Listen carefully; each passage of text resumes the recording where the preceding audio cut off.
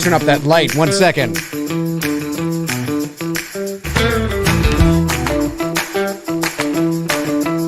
That's a little better. Ooh. Not quite split lighting, but... What's going on, everybody?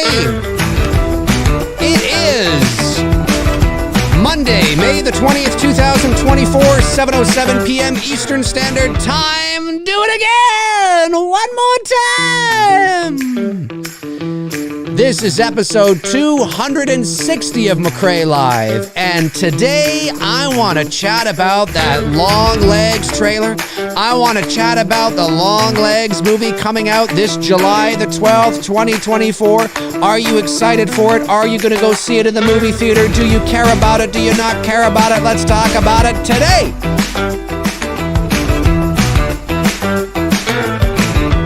Yes, ladies and gentlemen, welcome, folks. What's going on? Hope you're having a great time. Hope everything is going well. Welcome to episode 260 of McRae Live. It is Tuesday, May the 20th, 2024, 7:08 p.m. Eastern Standard Time.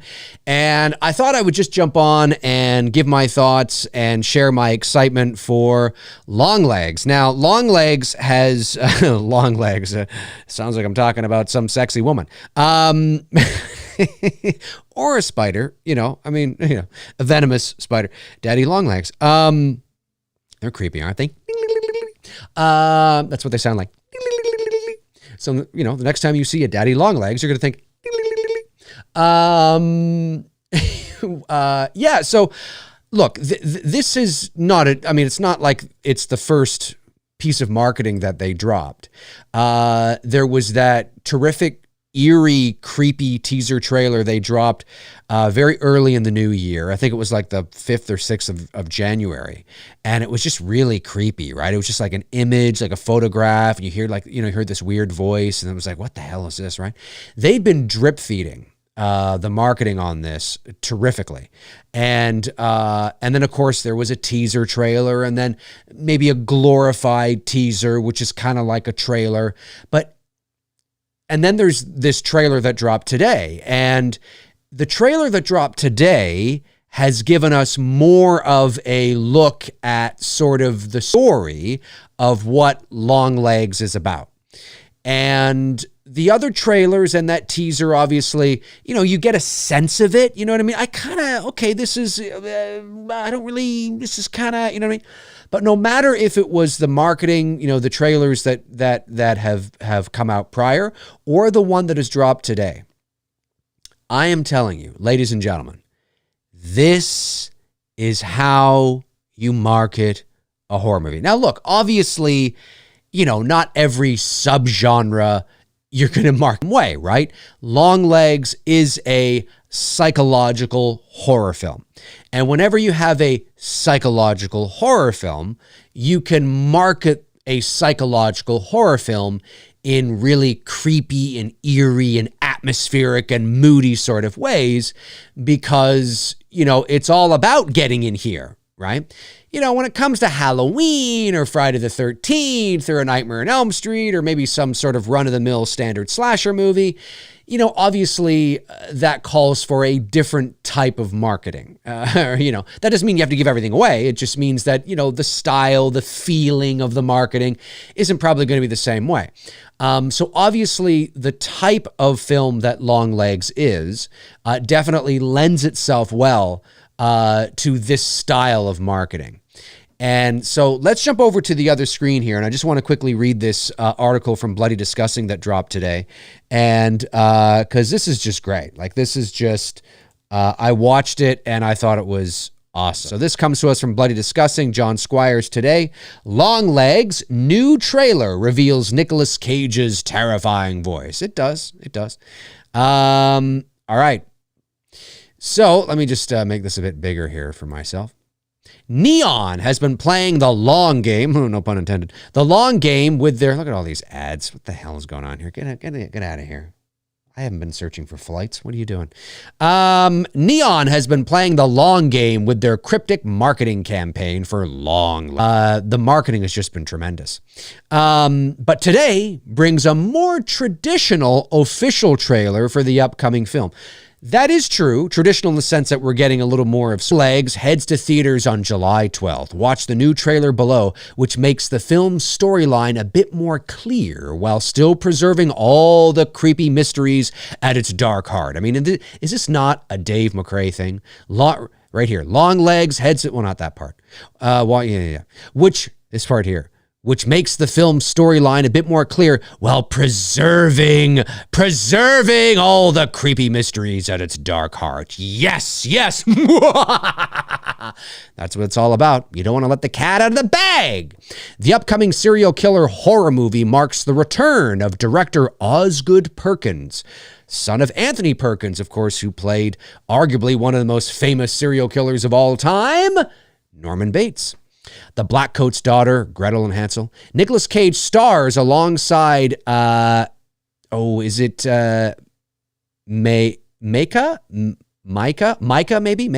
Monroe. Probably butchering that, but you know who she is.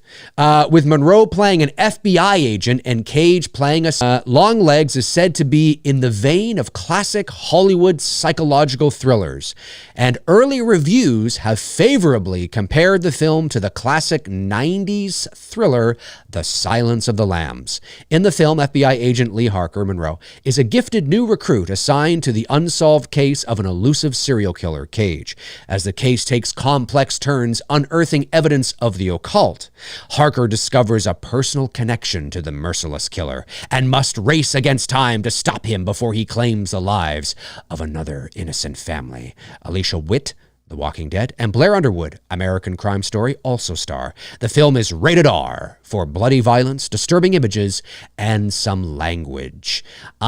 Folks, look, again, this is the kind of shit. I'm going to play the trailer. And so you can watch it, and hopefully I won't get dinged. And we're just going to, I don't know, should I play the trailer? I don't want to risk the getting cut off with it. Maybe I won't. Maybe I won't play it because I certainly don't want to risk getting cut off from the stream to get cut off. But I encourage all of you. To go and watch the most recent trailer to Longlegs. It is at the very bottom of that article on Bloody Disgusting. The tone of it, the feeling of it, it does feel familiar in a lot of ways. It feels familiar in the sense of like, when we're talking about like, yes, The Silence of the Lambs, Seven, there's a familiarity to it, but at the same time, it feels new and it feels fresh at the same time as well. And listen, this doesn't mean that the movie's going to be good. This doesn't mean that I'm going to like the movie. It doesn't mean that you're going to like the movie. But in terms of the marketing alone, and this is what marketing is supposed to do.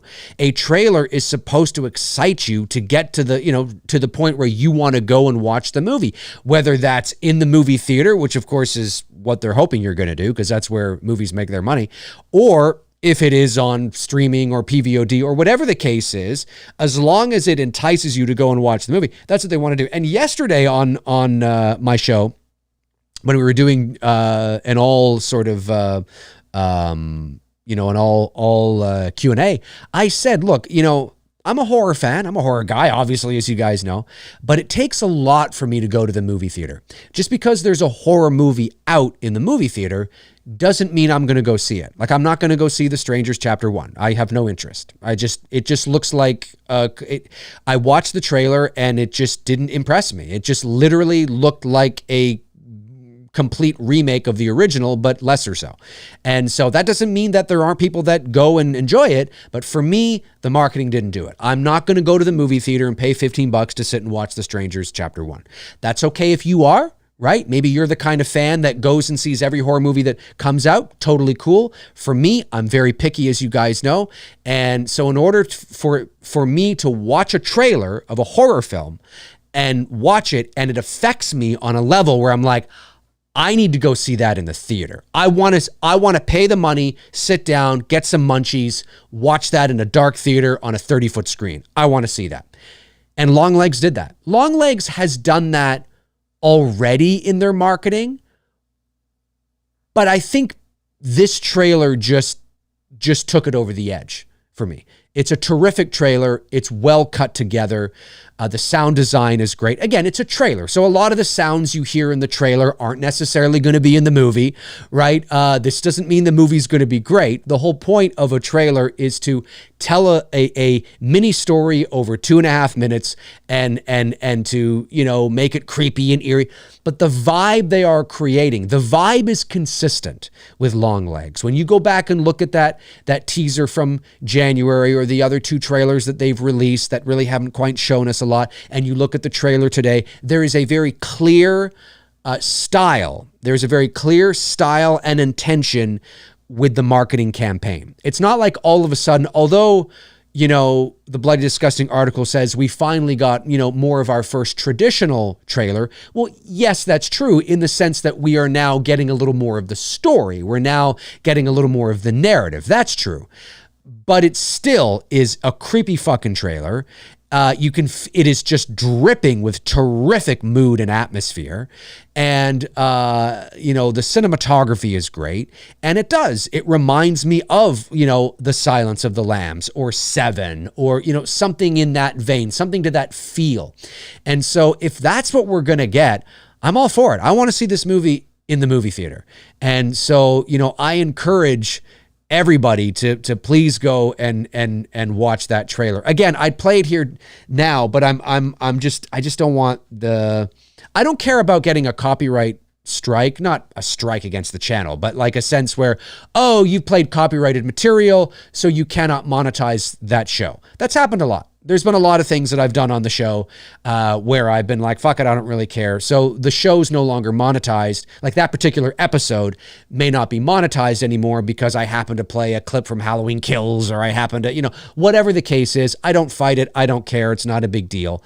And so I don't really care about that, but I certainly don't want the stream to get knocked off the air, which has happened a couple of times if you've followed me for any length of time when you're playing something. I don't know if this would, but I'm just not going to take the risk. So but I encourage all of you to go and watch it because I think it looks great. I think it looks awesome. And you guys know me. You know it's my kind of horror. You know, that's the kind of thing that I've been sort of and again, as I've said, that doesn't mean the movie is going to be good, but for me, you know, and we're all different types of fans. I mean, you know, even look at the poll here, right? So we've got 67% of the votes are in. There's a poll in the chat room that says, will you be watching Longlegs when it comes out? 87% out of 68 people, that's not a lot of people, but 87% say yes, looks awesome. 13% say no, not my kind of horror. So as I've said many times, there is a large section of the viewer base that watches me that we don't really share the same kind of horror. There's the same love for the kind of horror that I really like. And so, you know, it's different strokes for different folks, right? There are people that really love the psychological, love the cerebral, love the elevated like me. And then there are fans that don't really, and they just want Jason and Freddy or something a little more. And I don't say that in a condescending way. I just mean that, you know, you don't really want to, you know, you want something a little more lighter, you know, a little more sort of traditional, we'll say, right? Whether that's a paranormal movie or a slasher movie, something that's not cerebral, something that doesn't make you think. You like, and I say this with all due respect because there's nothing wrong with the flavor vanilla. There ain't nothing wrong with the flavor vanilla.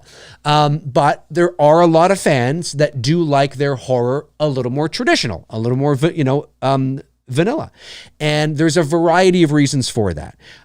Some of that is age, right? Some of that is age. Some of that is just, you know, experience and how we've grown up with horror and all that kind of stuff and sort of what we like, what we don't like. And then there are people like me that do like the elevated shit. And that is primarily because as a filmmaker myself and as somebody that is, you know, nearly 45 years old, I'll be 45 years old this Friday. You know, as much as I love the slasher films and and all that kind of stuff, I can't just watch those over and over again or pedestrian sort of run-of-the-mill Hollywood Blumhouse horror movies over and over again. They're fun and they're great. Abigail I absolutely loved, by the way. Thought it was great. But for me as a horror fan, I my ears perk up and my eyes get really wide when I see something that looks like Longlegs, because I like film, and it doesn't have to be a psychological elevated film. And I think the term elevated has been hijacked and has been exploited unnecessarily and unfairly by horror fans. I think there are horror fans that get their knickers in a twist and get their backs up against the wall because they feel that the word elevated, and maybe they have a point to some degree, but that the word elevated is being used against them as a means to say that you're too fucking stupid to understand this movie. And that's not, in my estimation, that's not the intention behind it. That's not how it's being used. Whether we like it or not, or whether we like to admit it or not, there are certain stories that are told that, are maybe more complicated for certain people to understand. I don't understand every movie that I watch, right? There's maybe things about it depends on the movie. It depends on the story. Sometimes I got to go to YouTube or to, Google and, look up, what did that mean again? It was, I don't understand everything that comes down the pipe. Some things are too complicated for me too, right? Not everything is for everybody. And just because you may not understand something, or you may not understand sort of the more psychological layers or the more sort of cinematic language style of storytelling, that doesn't mean A, it's stupid, and that doesn't mean B, that you're stupid, right? There's many different, hey, I can't do calculus. Does that mean I'm a fucking idiot? No, it just means I don't know. You know what I mean? It's not for everybody. It's not for everybody. But I like, at nearly 45 years old now, I like to be challenged, right? I want to, that doesn't mean with everything. I mean, even that can run its course, right? And that can, you have too many of those types of movies, then that novelty will also wear off. And there's different layers and different sort of, it's a spectrum, right? There's really, really deep, complicated, really cerebral sort of storytelling, like that Netflix show Dark, right? Have you ever watched that, right? Or maybe you attempted to watch it and was like, I'm out. You know what I mean? I watched all 3 seasons. I maybe understood 45% of it, but I watched the whole fucking thing because I thought the premise was amazing. And there were many times where I would Google, after an episode was done, I was like, what the fuck did they? But I found it so fascinating. But that is like really cerebral and really layered and really complex and all that kind of stuff, right? So that would be a great example of something that's like really intense, or maybe like the 3-body problem right now on Netflix. That's kind of cerebral and intense.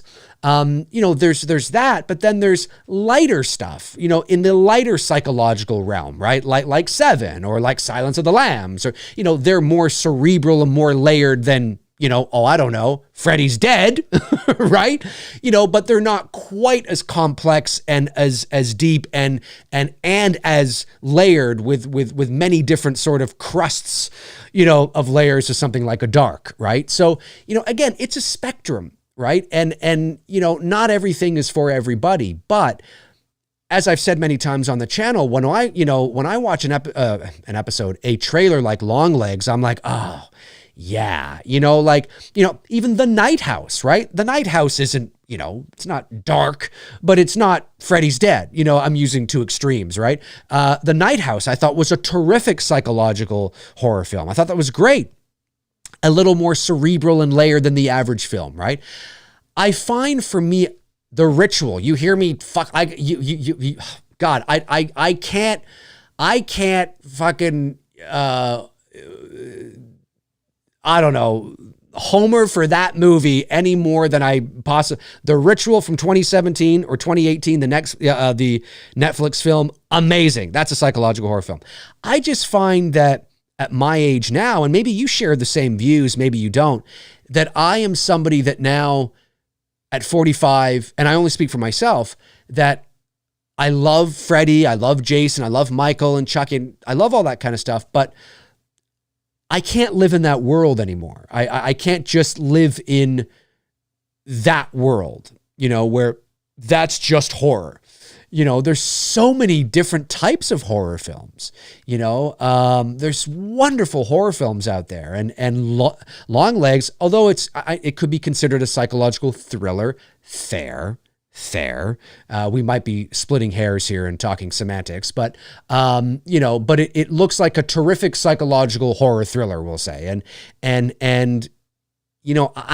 I'm never scared by watching, slasher movies or Terrifier or anything like that. But you look at the kind of person I am too, right? Basically Longlegs is the kind of movie, the marketing, I don't know if it's going to be a good movie. I have no idea if it's going to be a good movie, but the marketing for Longlegs is exactly how I would want a movie that I made that was like Longlegs to be marketed. Do you know what I mean?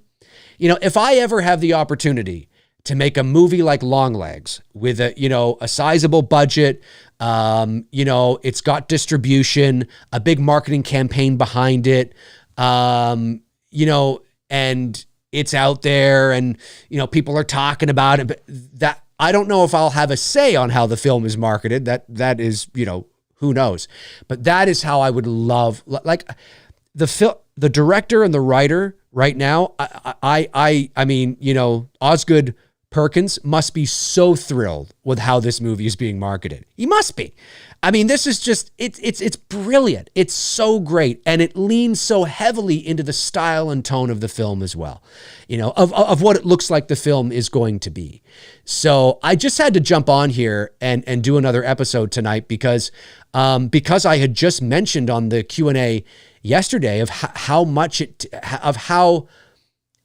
surprising it might be for some of you to learn that how little I actually do go to the theater. Like I might go maybe 8-10 times a year, if that, right? So I'm not going a lot because it takes a lot for me to want to go to the theater. And it's not because I hate the theater. It's just because, I don't know, I just watch a movie and I'm like, I don't need to see that in the theater. Like I went and saw Indiana Jones and because I wanted to see that in the theater, and obviously I saw Late Night with the Devil because I thought, oh, that looks really good. I want to see that in the theater. I saw Abigail. That looked like a theater movie, but there's a lot of movies that don't to me, a lot of horror movies that I see the trailers for and I'm like, you know what I mean? But Longlegs, I've been sitting on this for a while. But I'm in terms of my excitement for this movie, I'm very excited for it. It's creepy. It's eerie. Again, folks, if you're just tuning in, if you have not seen the new Longlegs trailer that dropped today, do yourself a favor, YouTube it right now. It's the trailer that dropped today. So it'll probably say when it pops up, like, posted 10 hours ago or something. The one that dropped today, May 20th, watch it all the way through.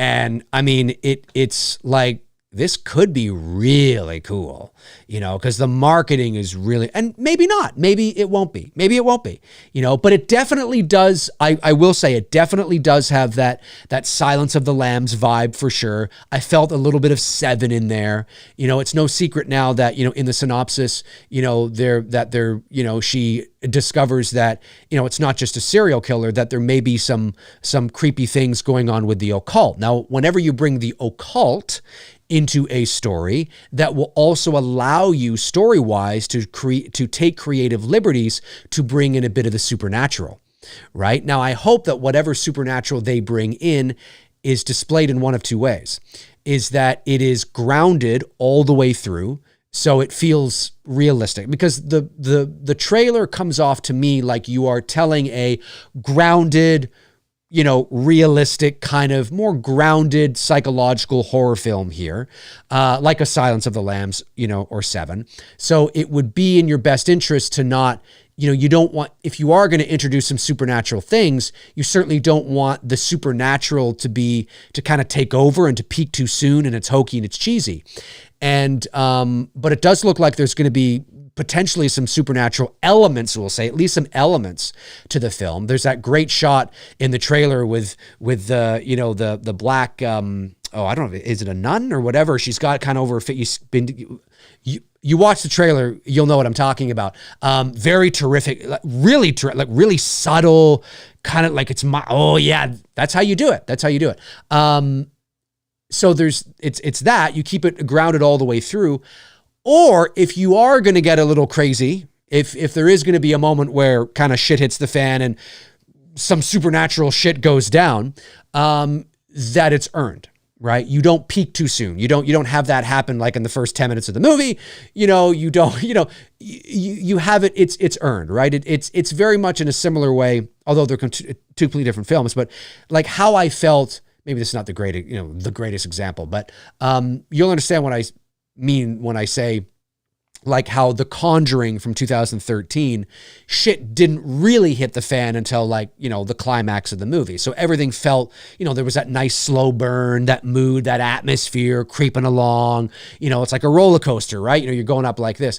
And I hope that this is what we're going to get with Longlegs. But I also hope, to be honest with you, it doesn't turn into a supernatural, paranormal fest, because I don't think that's what this movie is. I think that just my point is that when you bring the occult into a narrative, it allows you as a writer, or you as the creator and as the director, and as the filmmaker, to be able to then play in a little bit of that supernatural element world, to bring a little bit of that flavor, a little bit of that something to the piece. Whereas something like, say, a movie like Seven, there was no supernatural element to Seven, right? Seven was one of the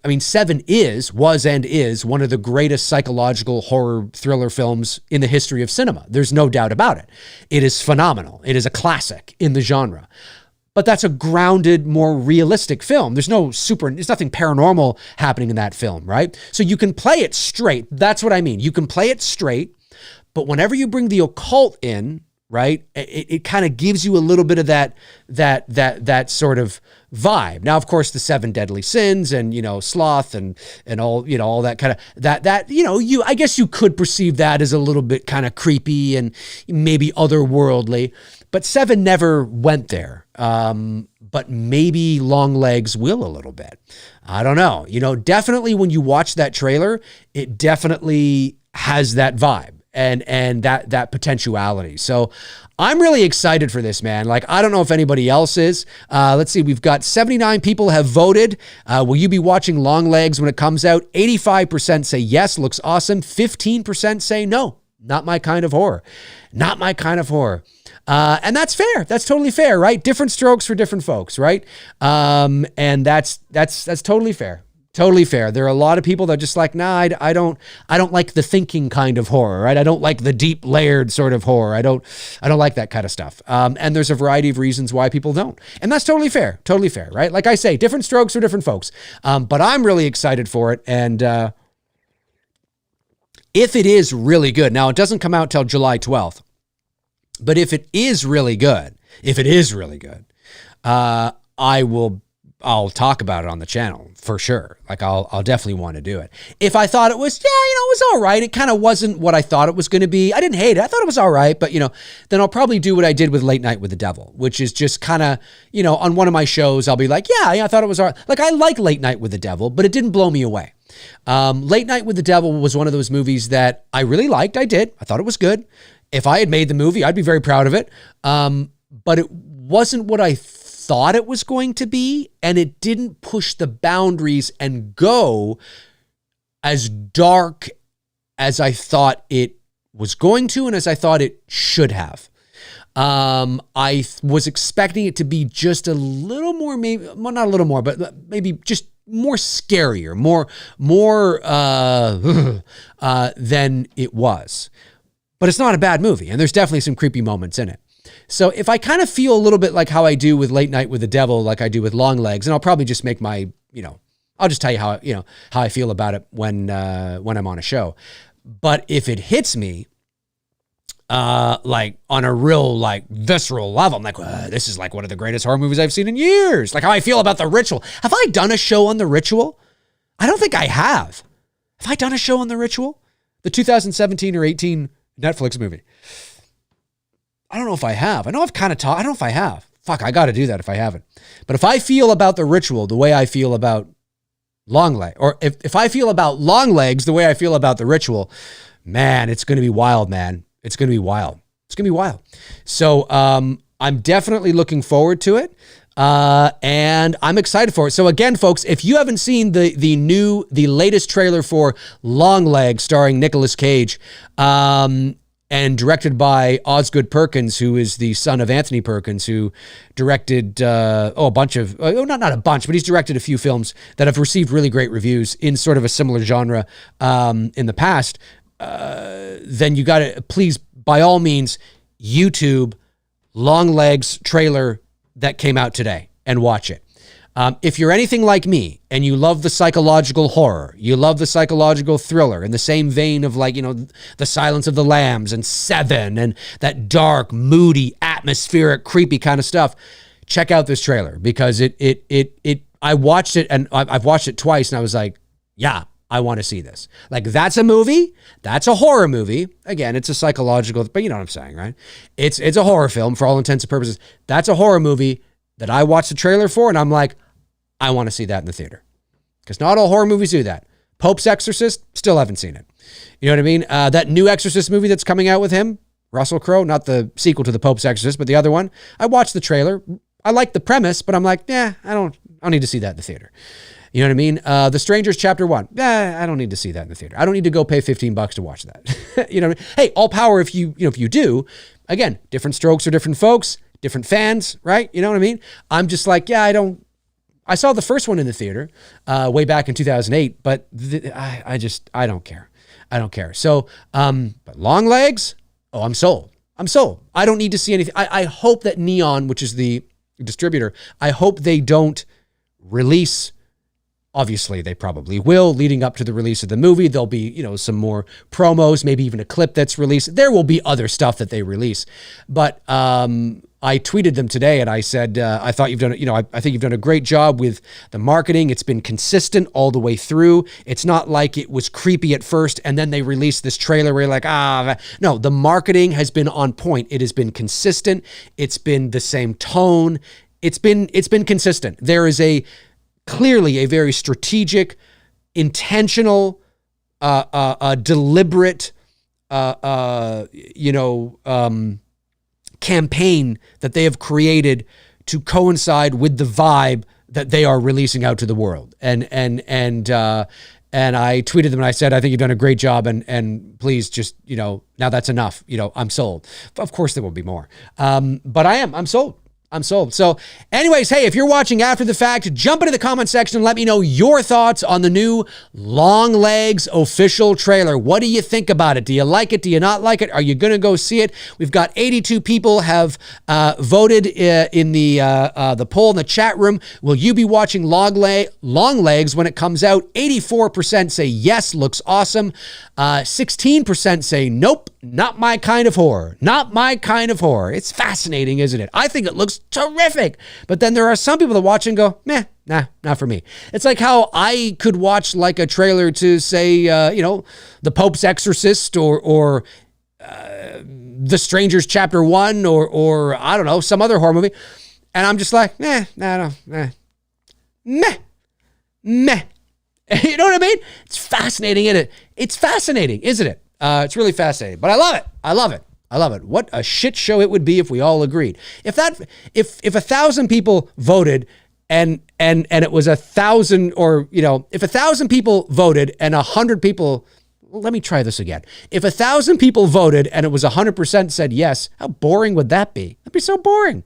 It'd be so boring. I'd love to hear from actually the people that don't want to or that have no interest in seeing it and don't care about it. It's not my kind of horror. I'd love to hear from you actually because that makes juicy conversation. All right, let's jump over to the chat room and see what all you are saying. Let me know your thoughts. Have you seen the movie or not? I think one super chat did come in from Ian Rapash, who sends in $4.99 and says, Dave, did you notice the beaming red eyes underneath the black cloak in the trailer? I lost sleep over it. Yes. Oh, yes, I did. Yes. But what's so great about that is the way now again, I don't know if this is how it's going to be revealed in the film. I have no idea. But what I love about how it's presented in the trailer is the simple idea of that could just be, I would love it if it doesn't go any further than that. Now, maybe it will go, because there's a couple ways to look at this, right? There's a couple ways that we can look at that moment. And if you've seen the Longlegs trailer from today, you'll know what I'm talking about. If you haven't seen it or you have no desire to watch it, then you'll be sort of, you'll be out on an island with what I'm talking about here. But hopefully you'll get the point I'm trying to make anyway. So if you've seen the trailer, you know what I'm talking about. Yeah, there's that moment in the trailer where there's that black sort of cloth over this person, I guess, or whatever. And very subtly through the mesh of the cloth, very subtly, for just a few moments, you begin to see what looks like these kind of reddish sort of eyes kind of fade in a little bit, very subtly, and then it cuts away. And it cuts away to a young girl who is lifting up the veil. Presumably, now again, with editing, that doesn't necessarily mean that that veil the little girl is lifting up is the same veil of the image that we just saw. Now, in the trailer, it would lead you to believe that it is. But how editors cut trailers together, that doesn't necessarily mean that, right? There is a story and a narrative that an editor who is cutting a trailer is trying to tell. And so just because we see that those kind of reddish eyes through the veil, the black veil, and then the very next shot is of the little girl, like almost like a POV shot from whoever is under there and the little girl lifting it up, we would automatically assume, oh, she's lifting up that veil and it's that person, whoever. And that could be how it plays out in the movie as well. I'm just saying that those things aren't always the case. That scene of the little girl doing that could come 30 minutes later. Who knows, right? But the point I'm making is that I'm on board with you. I thought that was eerie and creepy, and I would be okay if that's all it was. It didn't go any further than that. So it's not like you see these reddish sort of kind of, is there something? And it was done so subtly, like the opacity was so great. It's not like you could see it full on and you could make it out clearly. It was just like, you know what I mean? The opacity was at like 50% or something. You know what I mean? Like it's kind of like you get an essence, you get a vibe, like an essence, and then I would love it if that was it. And it doesn't go where the average horror fan might think it's going, which is you lift up the veil and it's like, no, don't fucking do that. I mean, if it makes sense narratively and it doesn't happen in the first 20 minutes of the movie and it doesn't ruin the slow burn, it doesn't ruin all that, okay, maybe. You know what I mean? But I would be okay if it's just an essence. You just get a tickling of it, a tickling, I'd be totally fine. I'm totally fine. And because I love shit that tickles an audience. There's a new word for you right there, folks. I love horror movies, slow burn films that just tickle the audience, and build and build and build and massage and nurture and take you on this journey. And this looks to be a film that will probably put you as an audience member in the same position as our lead, which is you are discovering things as the lead discovers them, right? Because there's a couple of ways you can put audiences in films, right? There is the audience is in the same position as our lead characters, and so therefore it feels like we are on a journey together with our lead character. So in the case of like Longlegs, it would be like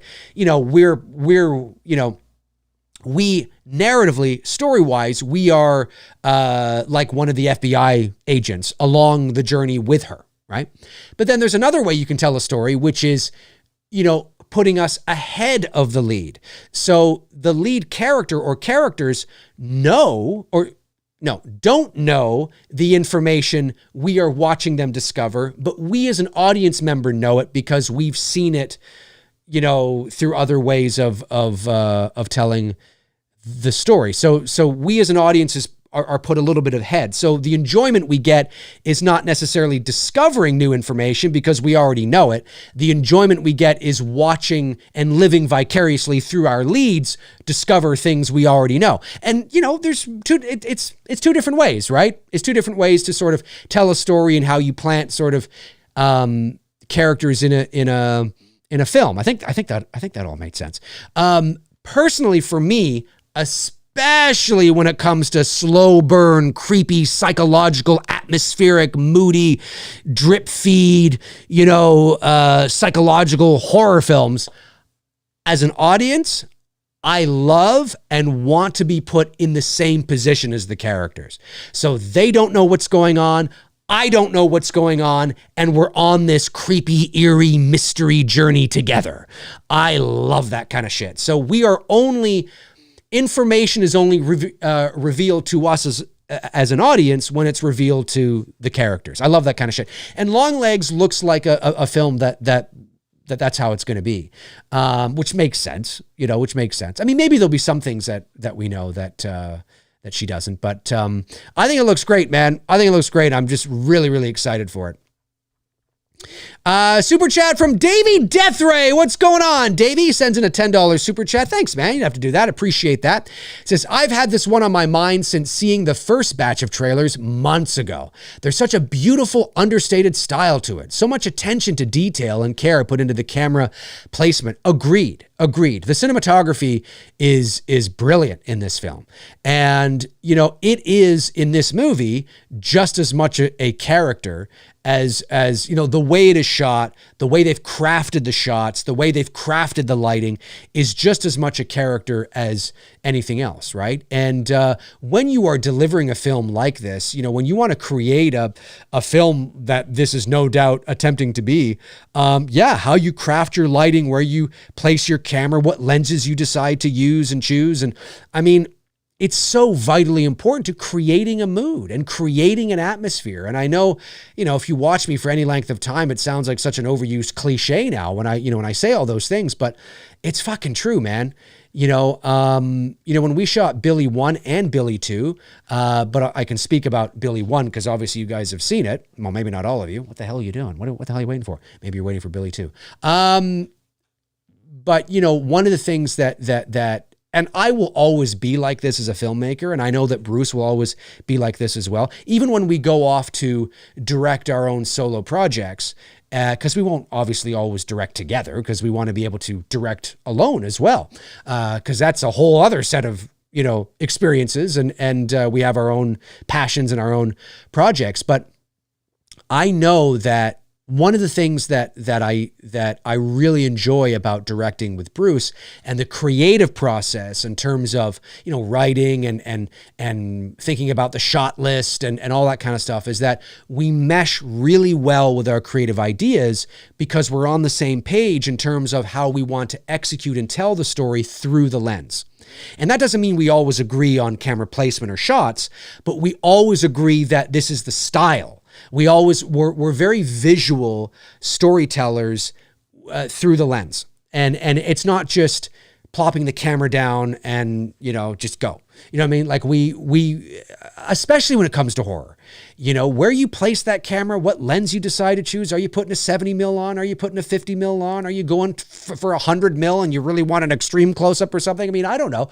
There's a lot of different things, right? And, and is there camera movement here? Are we going to track with people? Are we not going to track? We're always thinking about those things because those things can help to create a mood, set a mood. It helps tell your story. It becomes, especially when you're shooting in a terrific location like the Billy House, it becomes a character.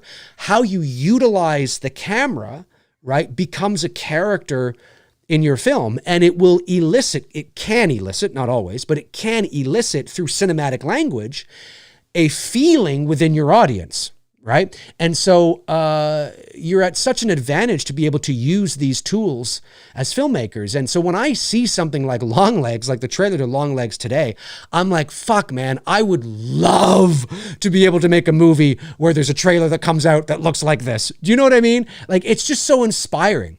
It's so inspiring, it just gets me excited because I'm like, now again, that doesn't mean the movie's going to be good. We could watch a movie and be like, this is kind of fucking, who knows, right? Who knows? But in terms of the marketing and the trailer, and as Davey said, the way it's crafted and the lighting and the cinematography and the feeling that is emoted through the cinematic language they're using, it's fantastic. It's great. I understand it's not for everybody. I get it. And I know that there's a certain part of my viewership that probably rolls their eyes when I get so excited about this stuff, but I just do, man. I just do. That's the stuff that scares me. I mean, obviously there's never been a movie that has actually scared me to the point where I feel like I'm scared. But it's these kinds of movies that scare me, if you know what I mean. Like it gets me jazzed. That's the kind of scare, right? Like when I first watched the original The Conjuring, right? I was jazzed. I was like, oh yeah, I was like the slow burn and how, yeah, I was like, yeah, I felt that way when I watched The Ritual, right? I'm like, oh yeah, like I'm not sitting there going, oh God. Oh my God, I gotta. No, I'm not like literally scared, but I just get inspired. I get jazzed. I'm like, oh, that's such a great shot. Oh, that's so creepy. Oh! Now, there was one movie that I watched on Netflix called Run. It was called Run. I believe it was a Netflix film. I've talked about this before. And it's about this, it stars, what's her face? A chat room will let me know. I forget her name. Damn it, I forget her name. But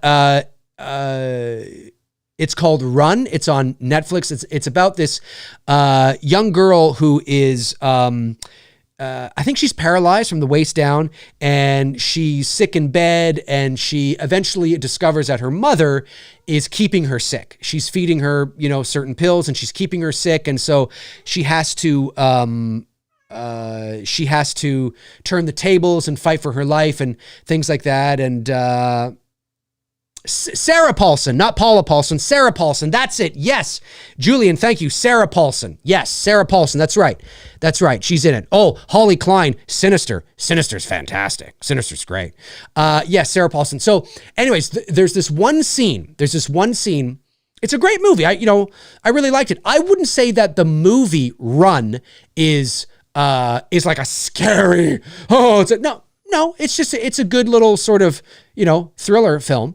But there's a scene in the movie that I was watching it and it got me.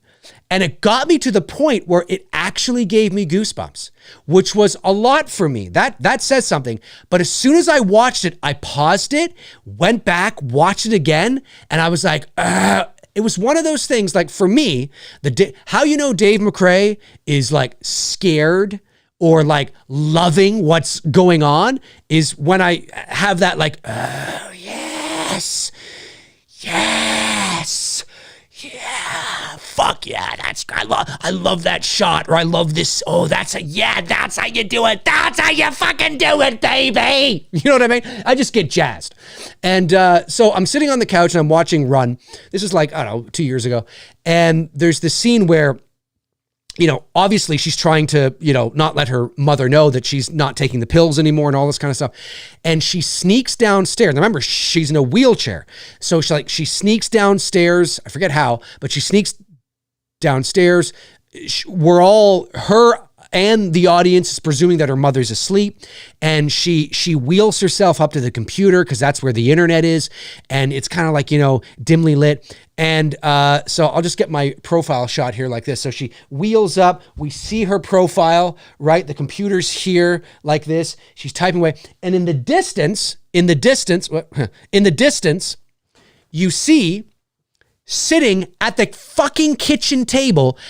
They don't rack focus to her, by the way. They don't pull focus. I don't think they do anyway. No, they don't. But you see in the distance, unbeknownst to our young girl here, when I say young girl, she's probably like 15, 16, something like that. You don't notice, or she doesn't notice, but sitting at the kitchen table is her fucking mother. And she's just sitting there, way in the distance, just sitting there, staring right down the hall, right in her direction. She's just fucking sitting there. And I think there's like how they lit the kitchen as well. They probably had like some sort of, like a light over her, which would have been the kitchen light, which could have been the kitchen light too, but they may have put some sort of like, light there as well. And she's just sitting there. She doesn't fucking move.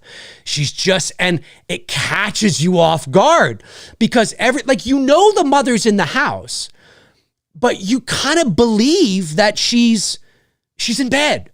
You know what I mean? When that shot happened, like that's a shot I would do.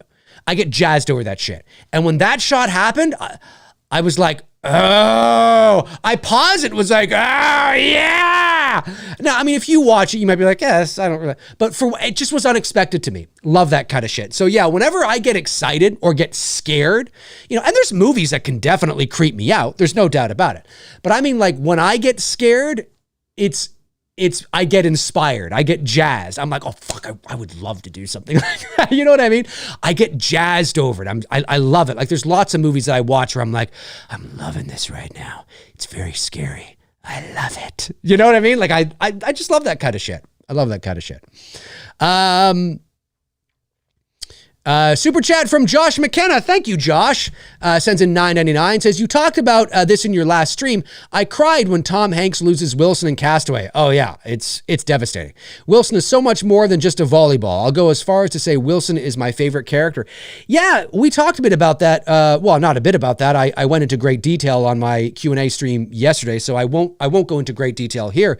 But I'll just say that I agree with you. Yeah, no, there's a lot of people, when that movie first came out, there was a lot of people making fun of that scene. Wilson, and people were making fun of it on Saturday Night Live and all that kind of stuff. But in reality, it is a very moving, emotional scene because, the character that Tom Hanks plays creates the volleyball as a means of survival. He creates the Wilson character. He puts the face on it, a human face on it, a human smile, as a means to keep sane, as a means to have something, an inanimate object, but something to talk to keep himself sane. And, that's a layer there that on the surface, it just looks like a funny thing that he does. But in reality, he's alone and he's isolated. So for 4 years, it becomes his best friend. And the best way to look at it, if you're somebody that doesn't quite get it, and I think I said this on the stream yesterday, is think about it as his stuffed animal. Think about it as a child with a stuffed animal. And then it should clue in like, oh, fuck. Like being alone on this deserted island for 4 years, no human contact, no human activity. You don't know what's happened with the world. The world thinks you're dead. And this little volleyball is keeping you sane every day. He's your best friend. He's your best friend. You're talking to him. You're sharing things with him. You're having a campfire with him. And even though he never answers back, it keeps you sane. It keeps you sane. It's like having a pet. If you're alone and you live alone, it's like having, a stuffed animal. And so, yeah, that scene, and that's why that scene was written that way. That's why and that's why it is so moving and so emotional when you see the volleyball way in the distance bobbing up and down in the water. I mean, I could get choked up even just talking about it. It's such a moving thing. And with the music, coming in and Tom, it wasn't written in for comedic relief. It was written in because he was being torn away from the last remnants of the island. You know what I mean? It was truly separating, and he was separating from his best friend of 4 years. So yeah, it's so great. It's so great, Josh. It's so great. All right. I've got all the super chats, right? I think I do. Let me just go back. Just want to make sure I haven't missed any. I believe I do. Yes. Only 3. Great. Let's check out the poll right now. The poll, 104 people have voted. Will you be watching Longlegs when it comes out? 87% say yes, it looks awesome. 13% now out of 104 votes say no, not my kind of horror. And like I've said, that's okay. No worries. Holly Klein says, I cry when he loses Wilson every time I watch Castaway. It's crazy. It's wild. I only brought it up yesterday because somebody had talked. Oh yeah, we were talking about our favorite Tom Hanks movies. And I remember seeing that movie in the theater when it came out in 2000. And when that scene happened, there were people, not like tons of people, but there were enough people snickering. It was made fun of in pop culture. And you know what I mean? And it's kind of like, yeah, but that's his best friend. Like that's his stuffed animal. Anyway,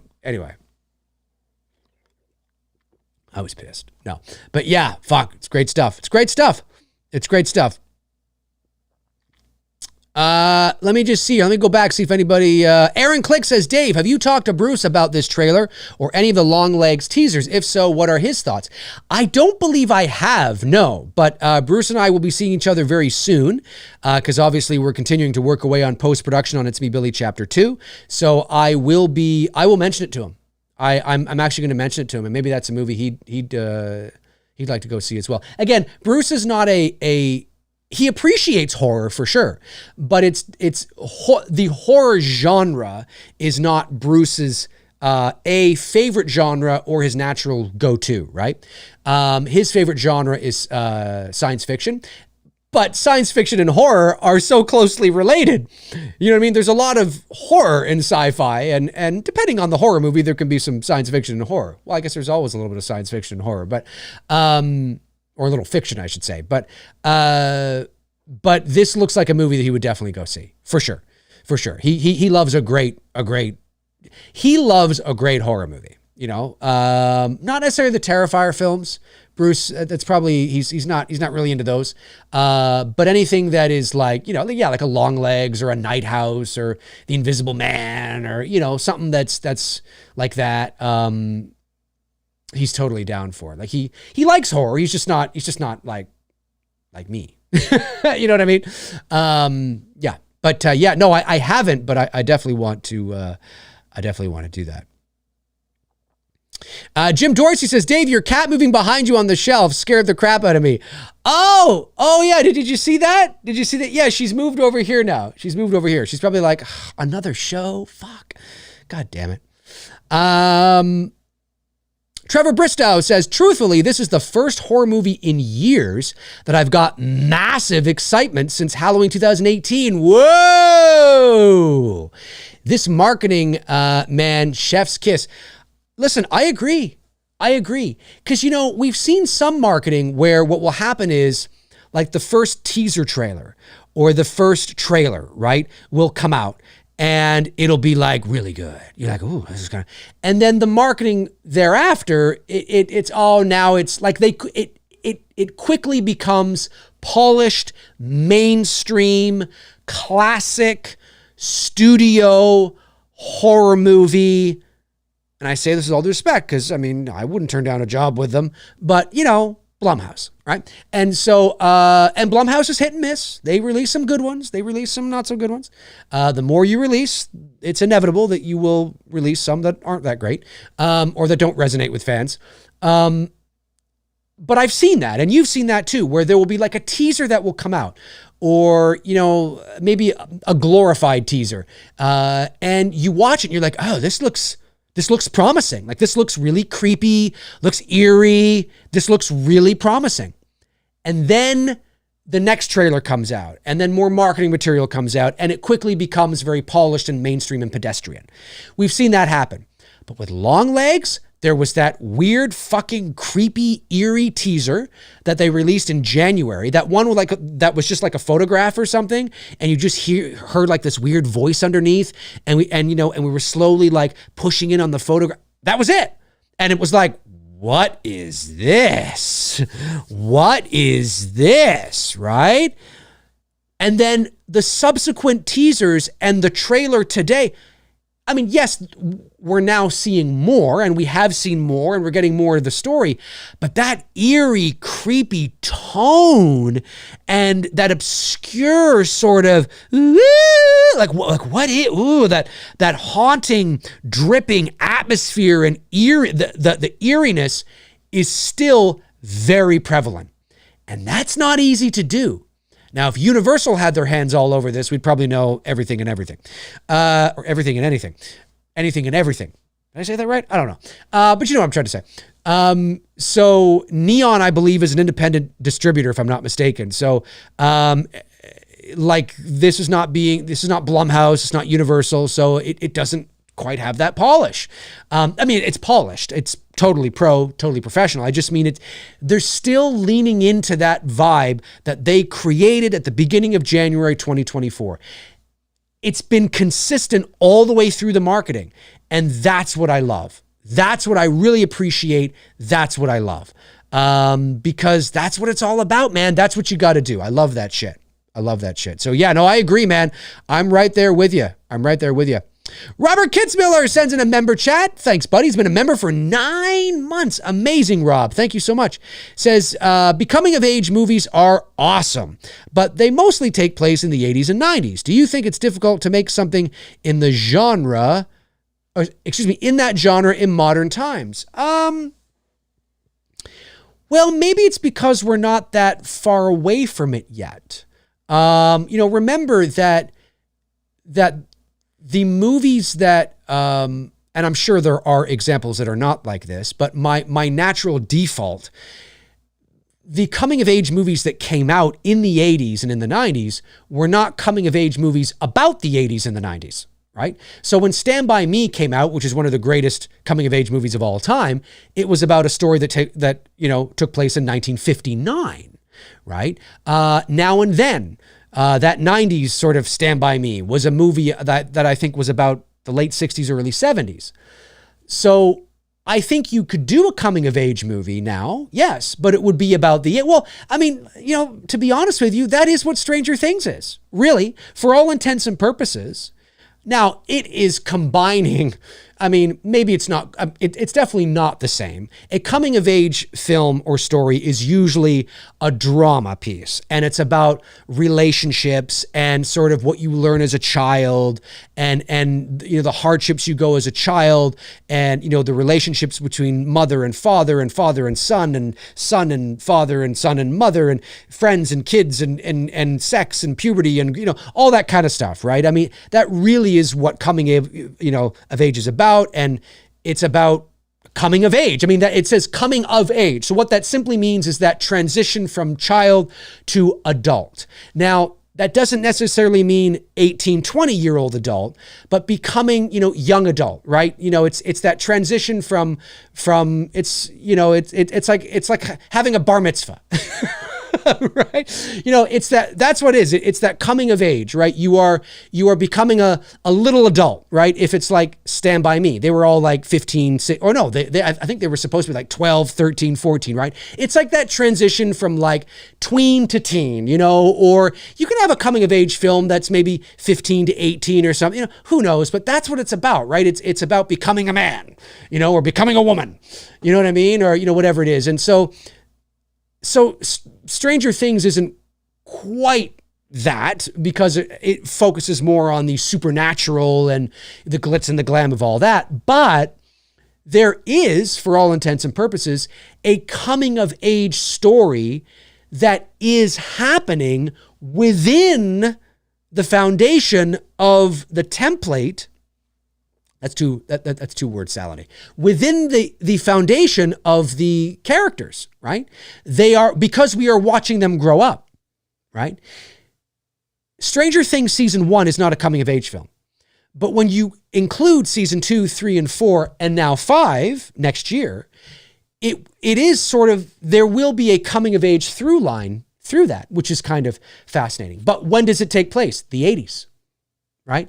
So, I think you can definitely have a coming of age film or story today, but it would be about kids growing up in the 80s and the 90s. And then if you want a coming of age story today about kids growing up today, like in the 2010s or something like that, that probably won't happen until we get to 2030 or 2040. Then there'll be films and stories about kids growing up through the 2010s and seeing Terrifier posters on their walls and things like that.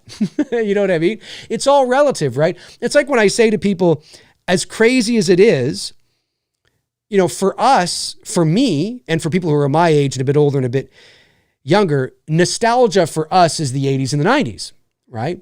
But there are teenagers right now, some maybe even watching this show, that for you, nostalgia, when you get to my age, which is 45, when you get to my age, you'll look back on the 2010s the same way I look back on the 80s. Now, that seems weird to somebody, but it's true, because everybody's nostalgia is different. It's all relative, right? You know what I'm saying? So there will be a time, now that might sound funny to some people in the chat room, but there will be a time when people who are 40 or 50 in 30 years will look back on the 2020s and the 2010s, how like I look back on the 90s and the 80s. All of a sudden Longlegs will become like, oh, that old classic or something. You know what I mean? Because it's relative, right? It's relative. And it's funny to think about, like how our parents looked back. Well, I don't know how old your parents are, but my parents in the 80s looked back at the 50s and the 60s, how I look at, so my dad was in his 40s in the 80s. So my dad in the 80s would look at the 60s and the 50s, how I in my 40s now look back at the 80s, right? And it will just continue to go on like that, right? So somebody who's 10 years old right now or 15 years old right now, in another 30 years will look back at the 2010s and the 2020s as really nostalgic. And it will be for them. It won't be for me necessarily. Well, there might be, but it will be for them for sure, because that's their growing up years. That's their high school years. That's their college years. That's their pep rallies, their cheerleaders, their girlfriends, their boyfriends, their hardships, their breakups. That's what they're going through now. What we went through in the 80s and the 90s. You know, so yeah, it's fascinating to think about. Holly Klein says, love now and then. Yeah, I pulled that out of my ass. I don't even think I've ever mentioned that movie on this show before, but I remember it. Alley Girl says, gosh, the 80s and the 90s were so amazing. They were. Yeah, for anybody that was there, that lived through it, absolutely. And it's funny for us to think about, but it is true.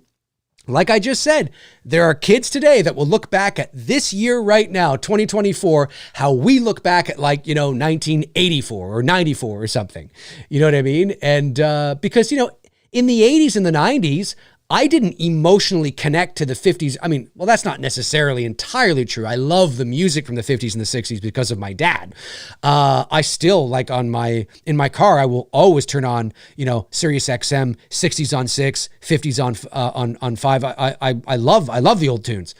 Love the old tunes. Love the oldies. Of course, the 80s are now kind of oldies, but anyway, but when I was a teenager, I couldn't emotionally connect nostalgia-wise with malt shops and roller skating and hot rodding and and leather jackets and I could intellectualize it and be like, oh, that's so cool, but that was my dad's 80s, right?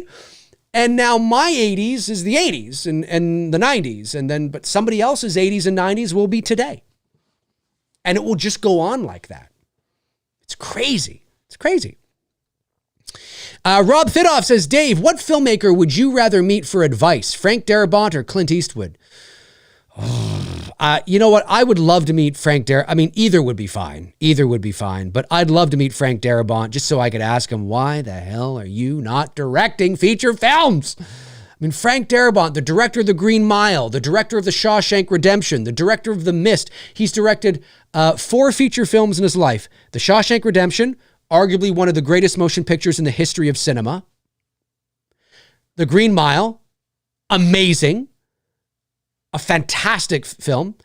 The Majestic, which, The Mist, one of the greatest, most shocking endings in the history of horror. Like he's I know he directs a lot of television, a lot of episodes of Walking Dead and all that. He's still directing and writing, but he hasn't made a feature film since 2007's The Mist. And I would be like, Frank, what are you doing, man? God damn it. There's reasons for it. Because there is no way he has not received offers. He is a fantastic director. He hasn't directed in nearly 20 years a feature film. He hasn't directed a feature film in nearly 20 years, not because no one's asked him. Let's be honest here. This is a clearly, intentional choice. And maybe he just doesn't want to fucking do it. I don't know. But listen, either or really, Rob. I mean, Clint Eastwood would be amazing. Ryan Oshlow says, Dave, do you like the way the whole entertainment industry has evolved in terms of quality content for movies and filmmakers to a certain degree? Yes or no, and why? I do. I do. Look, I mean, there's always red tape that a filmmaker or an artist will have to meet. And that doesn't mean that all the decisions that studios make are incorrect. There are a lot of decisions that studios and producers and studio executives can make or change about a movie that is the right one, that is the correct one. But, you know, there is that cliche that, you know, obviously you don't want studio meddling and things like that. And that doesn't happen all the time. It doesn't happen nearly as much as people think it does and nearly as intrusive as people think it does. But it can and does happen. But I would say that, yeah, I mean, as a whole, yes, absolutely. Technologically, you know, the advancements in technology and just movies and creators and ease of access to information and being, I mean, you know, it's not easy, but it is much easier today for independent filmmakers like myself to not only make a movie, to raise money to make a movie, right? I mean, if I was, you know, 30 or 40 in the 80s, I couldn't jump online and launch something called an Indiegogo campaign and make my own fucking movie the way I want to make it. I couldn't do that. I'd have to go through the process of raising money, finding producers or grant programs, film program, which still exists today, of course, but it's a much more difficult route. And so the technology today, especially, I mean, there are kids today, and I don't mean to sound pretentious or ageist when I say this, but, you know, when I was coming up in the 90s as a teenager and in college, I mean, the technology that kids have today to be able to edit, you know, the digital editing software and everything is at your fingertips, everything. You know, it is unbelievable the shit that people are creating in their fucking mom's basements. Like, it's unreal that it's totally professional. You know, and it's unreal. It's unreal. And so, yeah, as a whole, like seeing where technology is going and that ease of access to technology and people and connections and making those connections and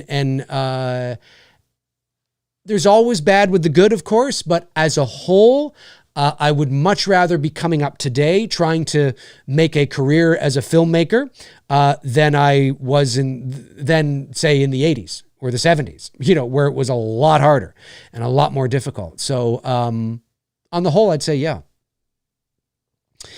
Josh McKenna sends in a member chat. It's been a member for 7 months. Thank you, Josh. And says, were the homeowners legally required to tell you and Bruce and the actual about the actual murder in the IMB house? I still think it's funny you forgot to tell Victoria. I don't think I did forget to tell Victoria, Shelby, and Malika, but apparently I did. Yeah, no. Yeah, for those of you that don't know, there was an actual murder that took place in the It's Me Billy house. It happened in 2016. It was a murder-suicide. There was a local politician who lived in that house, and his daughter was over, and his daughter's estranged boyfriend showed up, shot him, killed him, shot her. She survived, and then turned the gun on himself, shot himself, and killed himself. She survived. You can look this up. It's you know, readily available if you look it up. I believe it was 2016. So John, who is the owner of the house, he didn't own the house at the time, obviously. Is he legally required? He is.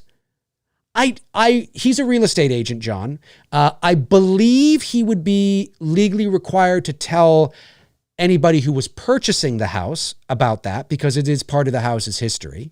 I believe so. Although I don't know what real estate agent he works for, if he's independent or if it varies on the rules or if there's this big, I don't know. Maybe it depends on the province or who knows. I don't know. But he did tell us it. Yeah, he did. When we went to do a location scout of the house, we'd never been. We went up in July of 2020 and he, you know, did a tour and he told us about it. He says, I got to be honest with you about this though. I just want to let you know that a few years ago there was a murder-suicide here, and he told us the story and I was like, oh, wow, okay, you know. But that didn't deter us. That didn't stop us from, you know, wanting to shoot there. And of course I slept in the house both times, you know, chapter 1 and 2. And so did Victoria, and so did Bruce, and so did Shelby, and so did Malika, and so did Greg, our DP. Some of the cast and the crew did sleep at the house because the house was big enough. And then the rest of the crew, of course, was at a hotel. But I never felt any strange vibes. I never, I asked Victoria and I asked Shelby and Malika, obviously Shelby and Malika. Well, no, Shelby, I don't know if you guys know this, but Shelby was a part of It's Me, Billy Chapter 2. She was one of our makeup artists on Chapter 2. She actually has experience. She went to school for makeup, and she actually has done makeup on films before. So she wasn't our key makeup artist. Our key makeup artist was a gentleman by the name of Zedding, who was just brilliant, fantastic. But she came on as sort of our second makeup artist, and she was there for about 4 or 5 days on Chapter 2. So you will see some behind the scenes video and photos of Shelby. Of course, Shelby played Emma in the first film. So it was just awesome to have Shelby there. Shelby, Victoria, and Malika are like 3 of my favorite people in the world. they're just so awesome, so talented, so friendly. If I could work with them on everything, I totally would. But obviously, it has to be the right role, right? They're just awesome people. Awesome people. And so it was great to have her there. So she was actually there for Chapter 2, or at least for the first 4 days. And she stayed at the house as well. And but I never, I don't think, I know I didn't, Bruce didn't, I don't think Shelby and Victoria did, and I don't think Malika did on Chapter 1. We never felt any weird vibes or creepy bumps in the night or seeing things, ghosts, things like that. No, I slept like a baby. It could also have been because I was exhausted after, every day, but I slept like a baby, and I didn't feel any weird, creepy vibes. I sincerely did not. I didn't feel anything, but that is true. That is true. And I don't know if John was legally required to tell Bruce and I, because we weren't purchasing the house. We were just shooting there. So it might've just been something he did on his own.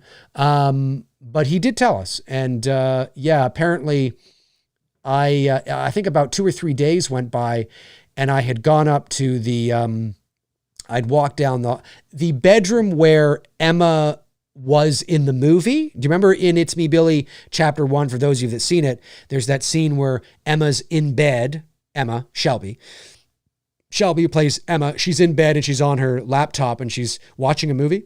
That bedroom is the room where she slept. That was the bed she actually slept in. So it was one of the days I went down there to say good morning to them, and I went down and they were in the bedroom and we were all chatting, and I had off the cuff mentioned that there was a murder in the house, but I'd mentioned it in a way like they had already known.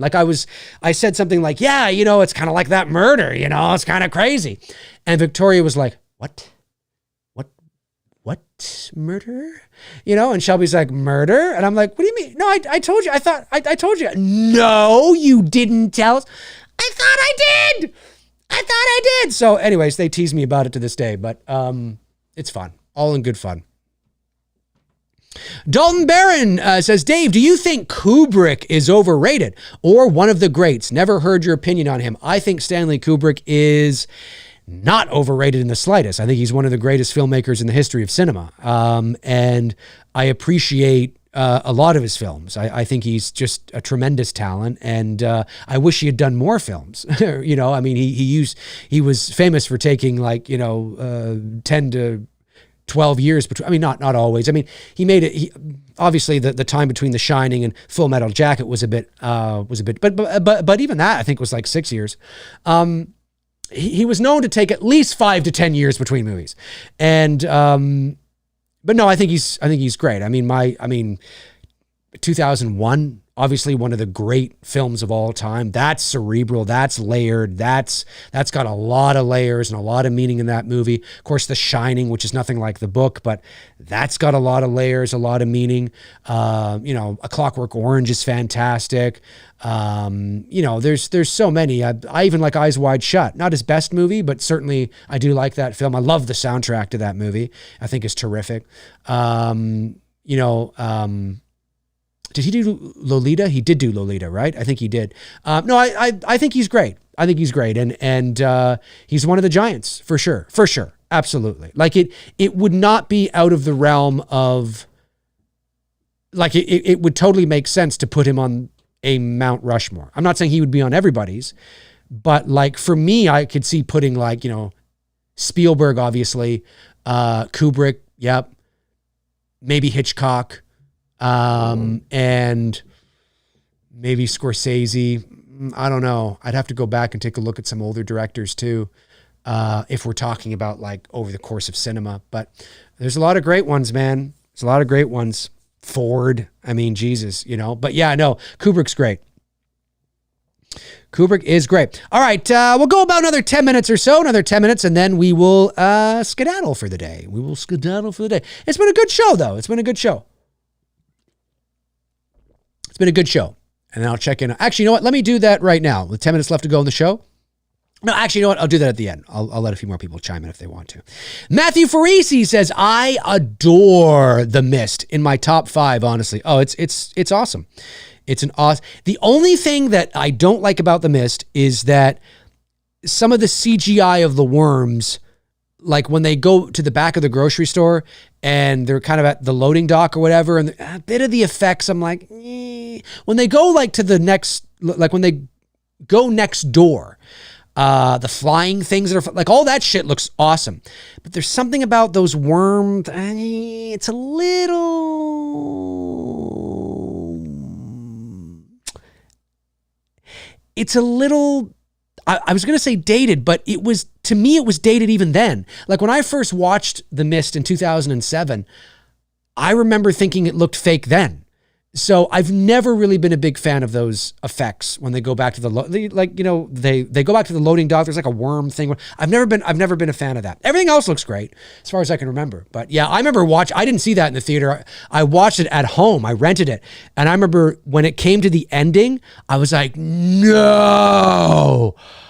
Oh, they were right there. Like imagine, shooting everybody, murdering your son, only to discover like 30 seconds later, you would have been saved. And Frank Darabont fought for that ending. The studio didn't want to do that ending, but he fought for that ending. And I'm so glad he did. It's so great. Let's see here. Dream Villain says, wouldn't that just be creepy as shit if you caught a ghost on camera from that? Yeah. No, there was nothing creepy at all. Like even the last time we were up there, we were all having a great time. Like I remember one of my favorite evenings was from the second shoot so our first 2 days up there were day shoots. And then there is a 24-hour turnaround and we go into night shoots.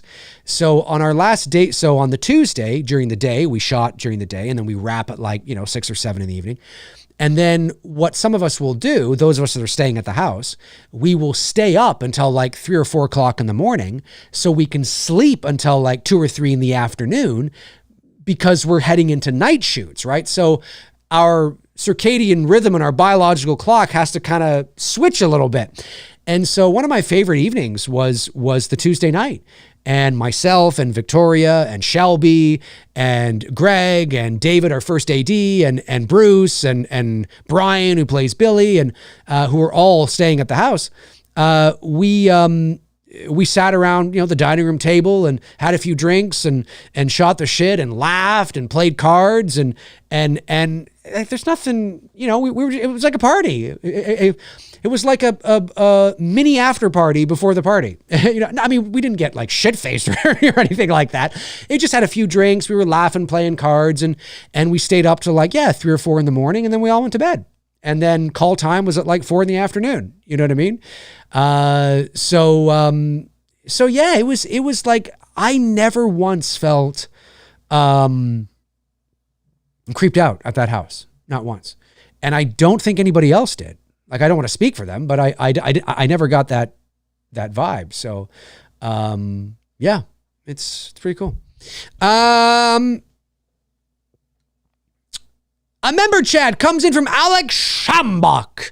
Member, he's been a member for 9 months. Amazing, Alec. Thank you so much. Sends in a member chat, says, perhaps I missed it, but why do studios like Neon, A24, IFC, etc. do a better job at creating more obscure trailers compared to other studios? Is it because they are more independent? It could be because of that. There may be, the short answer is I don't know specifically the answer, but I can give you sort of maybe some ideas. I mean, obviously, when you're dealing with a major studio like Universal or Paramount or Warner Brothers, there are very specific ways that they tend to want to market a movie. And because their reach is large, the money they're spending is huge, and so there are different expectations. When you're talking about IFC or Neon or A24, they tend to be a little more strategic. They're not spending, I mean, generally speaking, they may not be spending as much money on marketing. And you also look at the kind of movies they're making too, right? A24, although they're beginning to branch out a little bit, you look at the kind of content they're creating, right? Now, I'm not as familiar with Neon as I am with A24, but A24 has developed a reputation to make those kind of cerebral, more independent feeling, totally professional, totally pro. Again, independent doesn't mean amateur. Independent just means outside of the major studio system. Independent movies are professional movies. They're real movies. It just means that they're not distributed necessarily or funded through the studio system. So they are funded and distributed through independent production companies, independent studios, but they're totally pro. They're shooting on cinematic grade cameras. They're hiring professional actors. In a lot of cases, they're fully unionized shoots, but A24 tends to do a lot of those cerebral, psychological sort of stuff. So you can market movies in those ways, with a little more nuance. It's a little more niche, right? It doesn't have to have that broad appeal that a Halloween has to have, or a Friday the 13th has to have, or an Elm Street has to have. That's why you saw so much in the Halloween trailers, because it's Halloween and they need to appeal to the general movie-going audience. Longlegs is not going to appeal to the general movie-going audience, generally speaking. Right? It's niche. It's more of a niche kind of movie. It's going to have more of a specific audience, and they can cater and tailor to that. Right? Again, there's other variables at play, but certainly one of those reasons why the movies feel a little more independent and a little more that kind of vibe through these type of production companies is because there isn't we definitely have to show everything, and we have to create as much appeal to your grandma as we can, as much as we can. They don't have to do that. There isn't that expectation. Again, I'm giving sort of a very sort of Cliff Notes ballpark kind of version, because there's probably a lot of things that I'm not factoring in, but certainly those things are factors. They're factors at the very least. They're not the only things, but they're certainly factors. Yeah. But when you get to Universal and Paramount, and Warner Brothers, I mean, that's they can spend $50 million on marketing a movie. I mean, it's just, and so they need, in order to get that money back, they need to appeal to as many moviegoers as they possibly can. That's one thing that horror fans, generally speaking, have to understand, that it is the reason why you will see studios market horror movies with so much in it is because they're trying to appeal to your grandma. Not literally, but it's a figure of speech, right? It's not a figure of speech, but I'm saying that to make a point. They want to tap into the average guy at the gas station. They want to appeal. And unfortunately, a movie, the example I always used, I used it yesterday. You and I, Halloween fans, if all there was a trailer that was a black screen with Michael breathing in the title, we'd be there day one. We'd be there with no trailer. Right? But the average moviegoer wouldn't. And so when it comes to more of these independent production companies and studios, they have a little more leeway with that. They can be a little more, reserved and not quite as not exploitative, but throwing up all over the, revealing everything in the trailer. You know what I mean? Anyways, those are some factors at the very least. Oliver Mercer sends in £5. Thank you, Oliver, and says, regarding your Port Robinson Road film, would you hire Victoria, Maleka, and Shelby for it or not? Or is it a film that would need many roles? Well, it's a film that would need many roles. It's certainly not, it's more of it would be more than 3 characters. Would I hire Victoria, Maleka, and Shelby? I would not hesitate to hire any of those 3 if it made sense to do so. It depends, right? Like if it makes sense to do so, I would absolutely do it. I don't know if it would make sense simply because, I think Shelby's in her 30s now. Victoria's 28, I believe. Maleka's 28 or 29. So, and obviously it's a movie about, not that there aren't older actors, not that they're old, but I just mean like, late 20s, early 30s actors that are playing, 22-year-olds. That happens all the time. So, yeah, I mean, if it makes sense to do so, and I envision Victoria playing that character, or Maleka playing that character, or Shelby playing that character, if it makes sense, I would not hesitate. I wouldn't hesitate to hire any of those 3 if it made sense to do so for whatever that I was working on. But it's not always going to make sense, unfortunately, right? You know what I mean? Or it could also be that it's, I just have a different vision. I have a different look in my head for this character, and neither of those 3 fit that look, right? You know what I mean? And so that can happen too. But no, there is no doubt in my mind that I enjoy working with those 3 so much that I definitely, whether it's Port Robinson Road or something else, a feature or a short, I want to work with them again, hands down. Like they're just a lot of fun, totally pro, extremely talented. And when you meet people you gel with and there's chemistry, you want to work with them again. So that's the way it goes. $1.99 says from Ian Rapesh says, you excited for Maxine? I wouldn't say I'm excited. I mean, I thought X was okay. I thought Pearl was, was all right. I'm not crazy over this universe as some people are. I thought the trailer for Maxine looks pretty cool, for sure. But I'm way more excited for Longlegs than I am Maxine. But I'm looking forward to it. Yeah, for sure. I'll definitely see it. I'll check it out. Okay, let's see where we are with the poll. Let's end the poll and see what the final result is, ladies and gentlemen. Will you be watching Longlegs when it comes out? 87% say yes, looks awesome. 12%, should be 13%, but maybe there was, I don't know. Anyway, 12 or 13% says 12, but should be 13. Percent says, say no, not my kind of horror movie. 119 of you have voted. Amazing.